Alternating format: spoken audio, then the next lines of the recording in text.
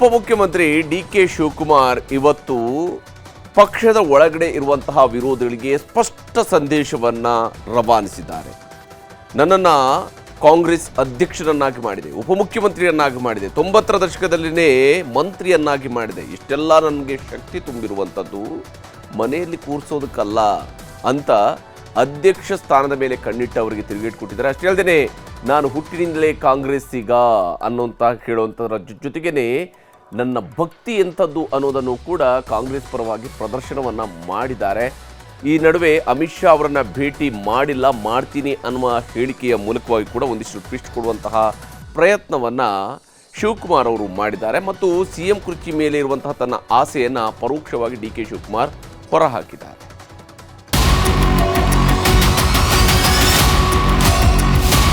ಸಿದ್ದರಾಮಯ್ಯ ಕುರ್ಚಿ ಮುಟ್ಟಕ್ಕೆ ಸಾಧ್ಯನ್ರಿ? ಅದೊಂಥರ ಬೆಂಕಿ. ಅದು ನಾನು ಲೀಡರ್ಶಿಪ್ ಕೊಡಲಿಲ್ಲ ಅಂದಮೇಲೆ ನಾನು ಮನೇಲಿ ಕೂತ್ಕೊಳ್ಳೋಕೆ ನನ್ನ ನಾಯಕ ಕಾಂಗ್ರೆಸ್ ಪಾರ್ಟಿ ನನಗೆ ಶಕ್ತಿ ಕೊಟ್ಟಿದೆ.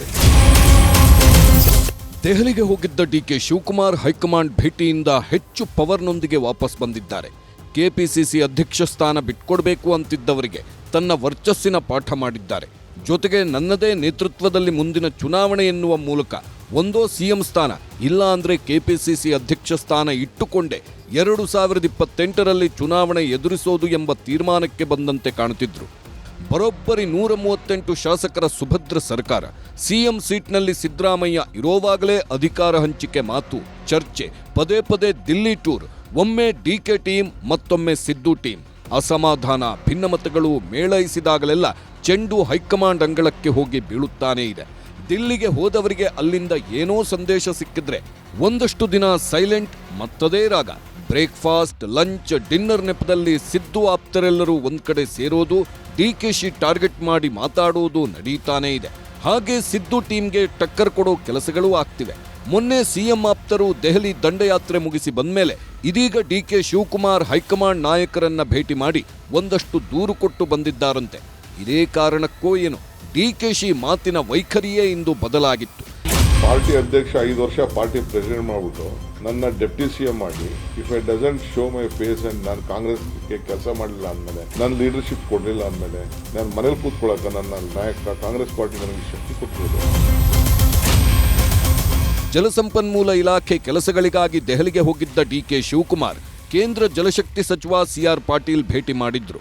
ಕಾವೇರಿ, ಕೃಷ್ಣಾ ನದಿ ಪಾತ್ರಗಳ ಯೋಜನೆಗಳ ಬಗ್ಗೆ ಮನವರಿಕೆ ಮಾಡಿಕೊಟ್ಟಿದ್ದಾರೆ. ದೆಹಲಿಗೆ ಹೋದಾಗಲೆಲ್ಲ ಹೈಕಮಾಂಡ್ ನಾಯಕರನ್ನ ಭೇಟಿ ಮಾಡೋದು ಸಹಜ. ಹಾಗಾಗಿಯೇ ನಿನ್ನೆ ಕೂಡ ಮಲ್ಲಿಕಾರ್ಜುನ್ ಖರ್ಗೆ, ವೇಣುಗೋಪಾಲ್ ಹಾಗೂ ಸುರ್ಜೇವಾಲಾರನ್ನ ಭೇಟಿಯಾಗಿ ರಾಜ್ಯದ ಸಂಪುಟ ಸಹೋದ್ಯೋಗಿಗಳ ವಿರುದ್ಧವೇ ದೂರು ನೀಡಿದ್ದಾರಂತೆ ಡಿ.ಕೆ. ಶಿವಕುಮಾರ್.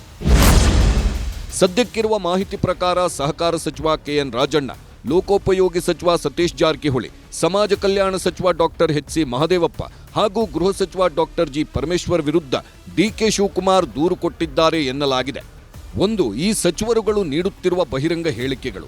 ಮತ್ತೊಂದು, ಇವರು ಸೇರಿದಂತೆ CM ಆಪ್ತ ಸಚಿವರ ಕಾರ್ಯವೈಖರಿ ಬಗ್ಗೆಯೂ ದೂರು ಕೊಟ್ಟಿದ್ದಾರೆ ಎನ್ನುವುದು ಕಾಂಗ್ರೆಸ್ ಪಡಸಾಲಿಯಲ್ಲಿ ಕೇಳಿಬರುತ್ತಿರುವ ಮಾತು. ಇದಕ್ಕೆಲ್ಲ ಪರಿಹಾರ ಸಿಗಬೇಕು ಅಂದ್ರೆ ಸಂಪುಟ ಪುನರಚನೆಯೊಂದೇ ಮಾರ್ಗ ಎಂಬುದನ್ನು ಮನವರಿಕೆ ಮಾಡಿಕೊಟ್ಟಿದ್ದಾರೆ ಎನ್ನಲಾಗಿದೆ. ಇಷ್ಟು ಸಾಲದು ಎಂಬಂತೆ ಡಿ.ಸಿ.ಎಂ ಡಿ.ಕೆ. ಶಿವಕುಮಾರ್ ಒಂದಿಷ್ಟು ಪ್ರಮುಖ ಅಂಶಗಳನ್ನು ಗುರುತಿಸಿ ದೂರು ನೀಡಿದ್ದಾರೆ. ಸಚಿವ ಸಂಪುಟ ಪುನರಚನೆ ಆಗಲೇಬೇಕು ಎಂದು ಪ್ರತಿಪಾದಿಸಿರುವ ಡಿ.ಕೆ.ಶಿ ಸಂಪುಟ ಪುನರಚನೆಯಾದರೆ ಹಿರಿಯರಿಗೆ ಅವಕಾಶ ಕೊಡಬಹುದು ಎಂದಿದ್ದಾರೆ. ಇದರಿಂದಾಗಿ ಅಸಮರ್ಥ ಸಚಿವರನ್ನ ಸಂಪುಟದಿಂದ ಕೈಬಿಡಲು ಇದೊಂದು ಒಳ್ಳೆಯ ಅವಕಾಶವಾಗಲಿದೆ. ಅದರಲ್ಲೂ CM ಸಿದ್ದರಾಮಯ್ಯನವರ ಕೆಲ ಆಪ್ತ ಸಚಿವರು ಪಕ್ಷದ ಅಧ್ಯಕ್ಷನಾದ ನನಗೆ ಕನಿಷ್ಠ ಗೌರವ ನೀಡ್ತಿಲ್ಲ. ಎಐಸಿಸಿ ಅಧ್ಯಕ್ಷ ಮಲ್ಲಿಕಾರ್ಜುನ್ ಖರ್ಗೆಯವರ ಎಚ್ಚರಿಕೆಗೂ ಬಗ್ಗದೆ ಸಿದ್ದರಾಮಯ್ಯ ಬೆಂಬಲದಿಂದಲೇ ಬಹಿರಂಗ ಹೇಳಿಕೆ ನೀಡುತ್ತಿದ್ದಾರೆ ಎಂದು ದೂರಿದ್ದಾರೆ ಎನ್ನಲಾಗಿದೆ. ಅಷ್ಟೇ ಅಲ್ಲದೆ ಈ ಸಚಿವರು ಪಕ್ಷದ ವೇದಿಕೆಯಲ್ಲಿ ಯಾವುದೇ ವಿಷಯವನ್ನು ಆಂತರಿಕವಾಗಿ ಚರ್ಚಿಸುತ್ತಿಲ್ಲ ಎಂದು ದೂರಿನಲ್ಲಿ ಸೇರಿಸಲಾಗಿದೆಯಂತೆ. ಇದೇ ವೇಳೆ ಕೆಪಿಸಿಸಿ ಅಧ್ಯಕ್ಷರ ಬದಲಾವಣೆ ಬಗ್ಗೆ ಪದೇ ಪದೇ ಬಹಿರಂಗವಾಗಿ ಬೇಡಿಕೆ ಇಡುತ್ತಿರುವ CM ಆಪ್ತ ಸಚಿವರ ಹೇಳಿಕೆಗಳನ್ನು ಹೈಕಮಾಂಡ್ ಗಮನಕ್ಕೆ ತಂದಿದ್ದು, ಅಂತಹ ಸಂದರ್ಭ ಬಂದರೆ ಸೀಟು ಬಿಡಲು ಸಿದ್ಧ ಎನ್ನುತ್ತಲೇ ತಮ್ಮ ಪಟ್ಟು ಬಿಗಿ ಮಾಡಿದ್ದಾರೆ ಎನ್ನುವುದು ಡಿ.ಸಿ.ಎಂ ಆಪ್ತ ಮೂಲಗಳಿಂದ ಸಿಗುತ್ತಿರುವ ಮಾಹಿತಿ.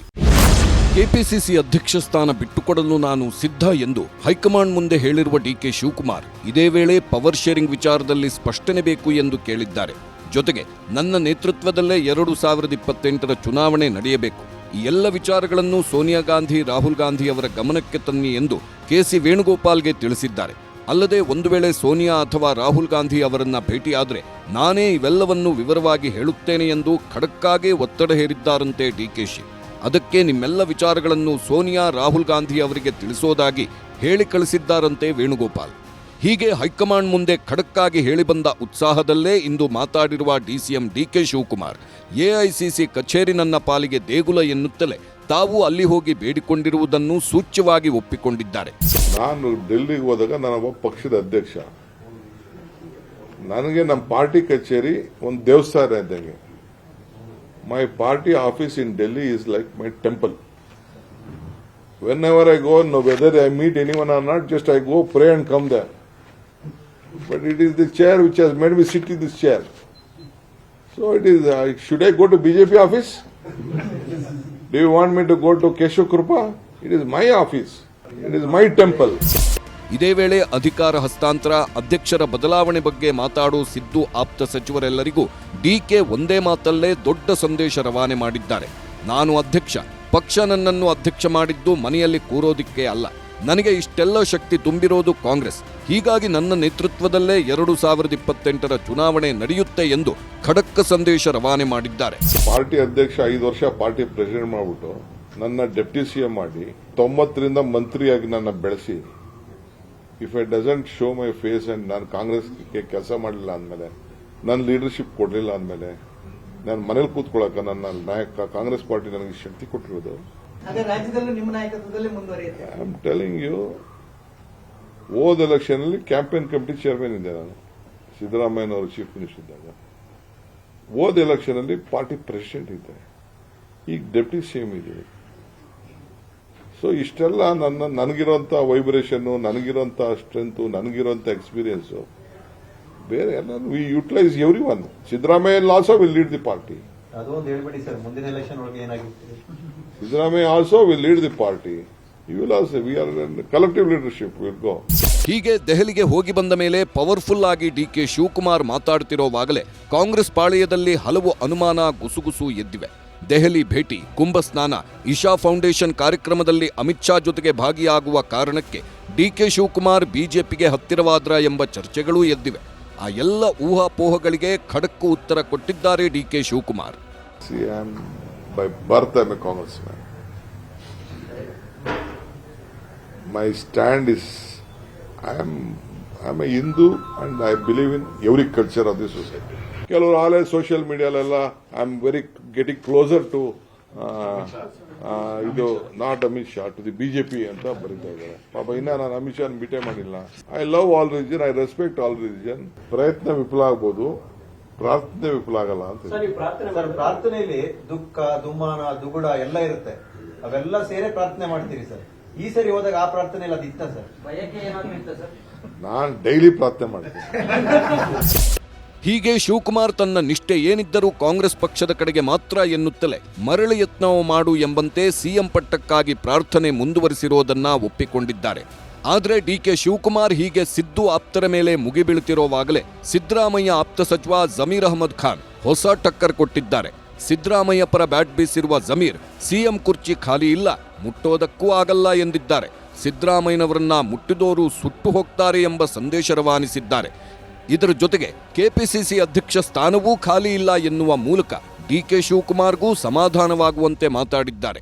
ಈಗ ಸರ್, ನಾನು ಪ್ರತಿ ಸಲ ಒಂದೇ ಹೇಳೋದು, ಈಗ CM ಕುರ್ಚಿ ಖಾಲಿ ಇಲ್ಲ, ಅಧ್ಯಕ್ಷ ಸ್ಥಾನನೂ ಖಾಲಿ ಇಲ್ಲ. ಅಧ್ಯಕ್ಷ ಕುರ್ಚಿದಲ್ಲಿ ಮಾನ್ಯ ಡಿ ಕೆ ಶಿವಕುಮಾರ್ ಅವರು ಕೂತಿದ್ದಾರೆ, ಮುಖ್ಯಮಂತ್ರಿ ಕುರ್ಚಿದಲ್ಲಿ ಮಾನ್ಯ ಸಿದ್ದರಾಮಯ್ಯ ಅವರು ಕೂತಿದ್ದಾರೆ. ಈಗ ಖಾಲಿ ಇದ್ರೆ ತಾನೇ ಚರ್ಚೆ ಆಗೋದು. ಆಮೇಲೆ ಆ ಸಿದ್ದರಾಮಯ್ಯ ಕುರ್ಚಿ ಮುಟ್ಟಕ್ಕೆ ಸಾಧ್ಯನ್ರಿ? ಅದೊಂಥರ ಬೆಂಕಿ, ಅದು ಬೆಂಕಿಗೆ ನಾನು ಮುಟ್ಟರೆ ಏನಾಗ್ತದೆ, ಸುಟ್ಟೋಗ್ಬಿಡ್ತದೆ ಕೈಗಳು. ಅದೊಂಥರ ಸಿದ್ದರಾಮಯ್ಯ ಬೆಂಕಿ ಇದ್ದಂಗೆ ಅದು. ಹೀಗೆ ಡಿಕೆಶಿ ದೆಹಲಿ ಟೂರ್ನಿಂದ ರಾಜ್ಯ ಕಾಂಗ್ರೆಸ್ನಲ್ಲಿ ಮತ್ತೊಂದಷ್ಟು ಗುಲ್ಲೆದ್ದಿದೆ. ಸಿಎಂ ಸ್ಥಾನದಲ್ಲಿ ಅಧಿಕಾರ ಬದಲಾವಣೆಯ ಆಸೆಯನ್ನು ಸ್ವಲ್ಪ ಮಟ್ಟಿಗೆ ಡಿಕೆಶಿ ಬಣ ಬಿಟ್ಟಂತೆ ಭಾಸವಾಗುತ್ತಿದೆ. ಹಾಗಿದ್ದರೂ ಸಿಎಂ ಕುರ್ಚಿಯನ್ನ ಗುರಿಯಾಗಿಟ್ಟುಕೊಂಡೇ ಕೆಪಿಸಿಸಿ ಅಧ್ಯಕ್ಷ ಸ್ಥಾನ ಉಳಿಸಿಕೊಳ್ಳುವ ತಂತ್ರಗಾರಿಕೆಯನ್ನೂ ಹೆಣೆದಿದ್ದಾರೆ. ಈ ಮೂಲಕ ಸಿದ್ದರಾಮಯ್ಯ ಬಣದ ಸಚಿವರು ಪದೇ ಪದೇ ಅಧ್ಯಕ್ಷರ ಬದಲಾವಣೆ, ಒಬ್ಬರಿಗೆ ಒಂದು ಸ್ಥಾನ ಅಂತೆಲ್ಲ ಮಾತಾಡುವುದಕ್ಕೆ ಬ್ರೇಕ್ ಹಾಕುವ ಕಡೆಯ ಪ್ರಯತ್ನ ಮಾಡಿದಂತಿದೆ. ಈಗ ಶಿವಕುಮಾರ್ ಬಯಕೆಯಂತೆ ಬಜೆಟ್ ಅಧಿವೇಶನದ ನಂತರ ಸಂಪುಟದಲ್ಲಿ ಬದಲಾವಣೆ ಆಗುತ್ತದಾ ಎಂಬುದನ್ನ ನೋಡಬೇಕಿದೆ. Bureau report, news 18.